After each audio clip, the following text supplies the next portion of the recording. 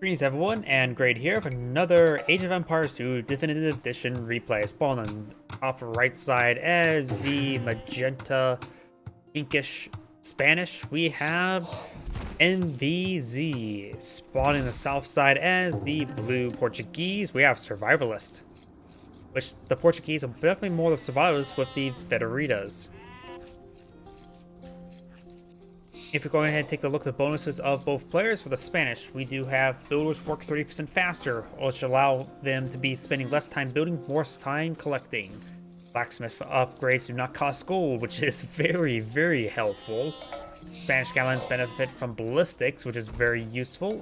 Fire faster, move fire more accurately.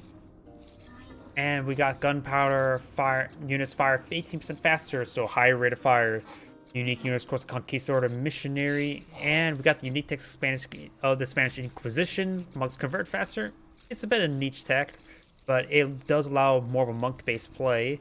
And Supremacy, which allow villagers to become more of a meme unit, which is actually very useful still. We got a bunch of scouting sheeps down south. He does have this sheep here. He needs to go ahead and bring back a sheep to be collected. No, he's actually pushing forward of a zebra. Let's go ahead.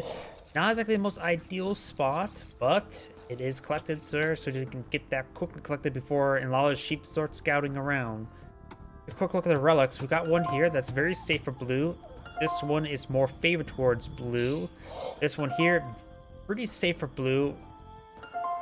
This one's definitely safe for pink, and this one's very safe for pink. And let's go ahead and switch over to the Portuguese and give their bonuses as well.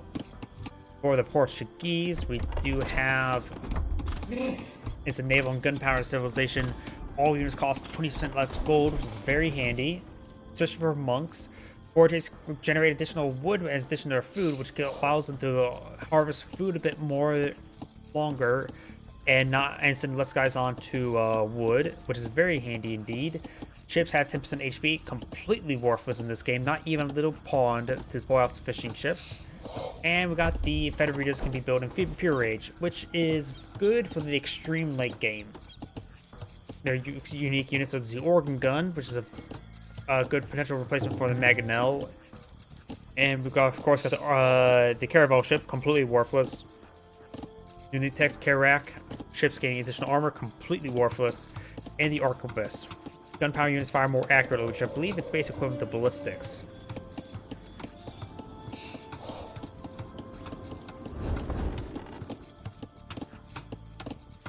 You have a mill now going on down or up, depending which direction you prefer. Elephant, zebra. Let's go ahead and actually fast forward. I probably should have done that a little bit earlier.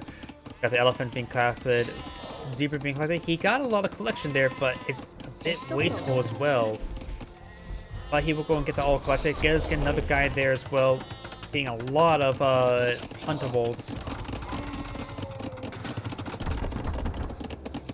Got the elephant being collected here. A lot of his blue sheep are still actually not collected as well. So is magenta. So they're doing a good job of getting other resource sources going up. Now we've got a militia rush being put out by the Portuguese. But magenta immediately spots this, and we got another militia rush here. So we got all the military units here. 3 militia, 2 scouts. But magenta is receiving a lot of additional hits right there as well. And Portuguese militias are cheaper in gold, which is something important to note, but it's not probably doesn't make a difference in the militia rush and in the effective militia rushes. But both sides are going to ban each other's area. There's an opening here, though it does lead to town to fire some arrows. Portuguese is a little bit more exposed here, but he does have a gold walled off. Archer range being deployed out right now. We've got feudal age for both players, very nice. And he's going to be perhaps camping some. We've got the man-arms here and man-arms here. Blue's scout has received a fire there. He may need to bust a hole through the palisades. Does hit some of these villagers there. And the villagers may go ahead and engage. Remember, villagers have 40 health, 3 damage. Man-arms have 6 attack and 45 health. And 1 armor. Or 1 pierce armor, I should say. Over here, looks like I'm gonna bust a hole through the houses, not through the palisade walls.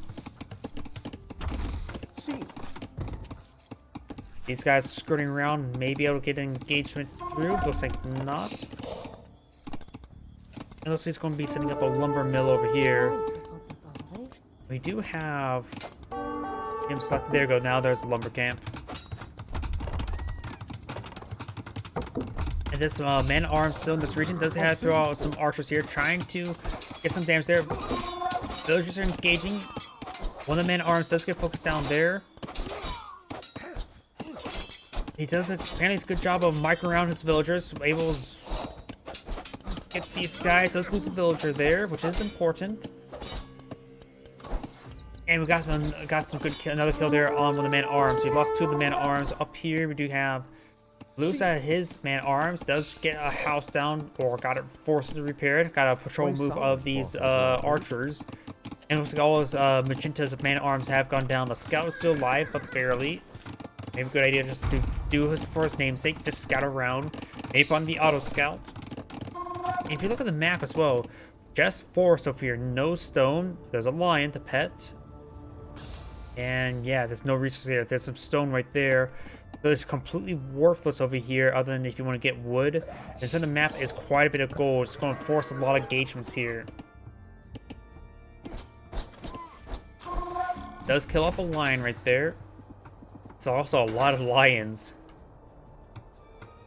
We've got some magenta archers here, but he'll be fighting against a superior number of blue archers, but they are a bit wounded, and men-at-arms and a scout.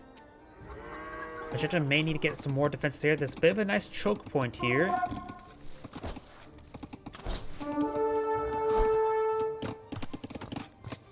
And it looks like these resources are a bit more safer here, as well as right there. I suppose right here, we're on the front line, and even more on the front. Magenta got a bit of a bad roll on some of these resources, but he does get this bit of gold safely tucked away. Just won't be able to go for any stone-related stuff anytime soon. And this bit of stone deposit is on the far side of this forest. As well as that relic. So blue, I think blue has a better spawn overall with how stuff got placed.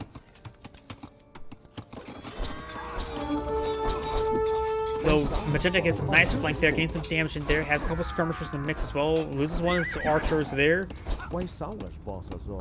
And the man-at-arms still pose a problem, but the scout does go down.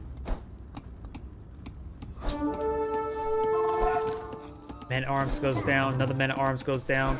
Blue may need to back off. Those lions are making some grunting sounds. If I were to blue, I would maybe push forward with a villager or two and try to set up some defenses right here in order to ward away from those resources being collected. A couple guard towers could be quite deadly right there. See. It would be unusual for both sides in this stage game, but a couple guard towers could deny those resources.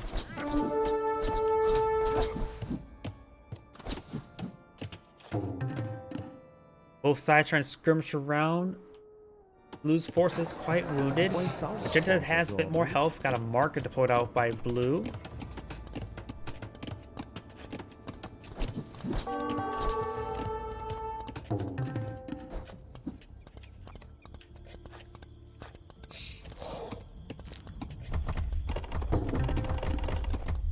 I'm not sure what he did right there. He threw his God's going to Castle Age. He threw his archers in there for a brief moment. Of course, does give him a bit of health regen. And blue's going to be eyeing for defenses right now. Quick villager look. Magenta has 40 villagers. Blue only has 34, so big villager advantage for Magenta. And now it's going to push forward, trying to claim these resources. A forward castle right here would be half bad to claim these resources. Or even a castle right here. It'll help him secure this region and perhaps fire some arrows on those lions. Overall, the lions shouldn't pose a huge threat with a couple men-at-arms. So we know Blue's going for Castle Age. Let's see what Magenta's going for. His Castle Age is on the way. Also getting some mining tech research. Blue could also go for straight to Imperial and get out some Federitas and play the very, very long game. But he will be giving up all that gold to his opponent.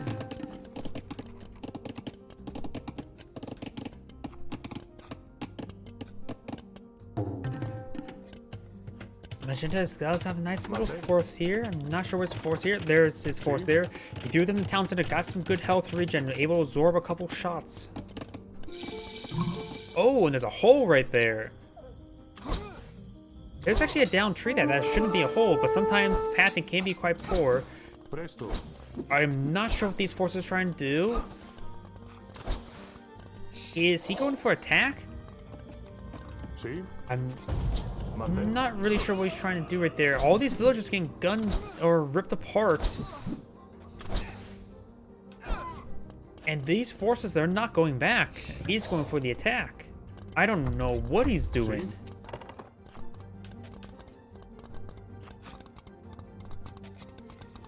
Blue is very low in villagers, that's for sure. He doesn't have second town center being deployed out. Not pushing forward villagers. Well, he's going for a timing attack for getting his crossbows. The Spanish cannot get crossbows. We got a forward castle right there trying to secure these resources. And this castle will be built. Skirmishers going to be here as well. That's what the castle there. The skirmishers will slowly whittle away, and I think Blue backed out of the game. Yeah, Blue backed out of the game. That was a poor chance. He saw the castle going up. He could not stop it, and he didn't respond to this. He should have gone a bit more defensive right there. When you got forces like that in your line, you can't be making a gamble like that. Sure, he knows he can't get crossbows, but still, that was a horrible call.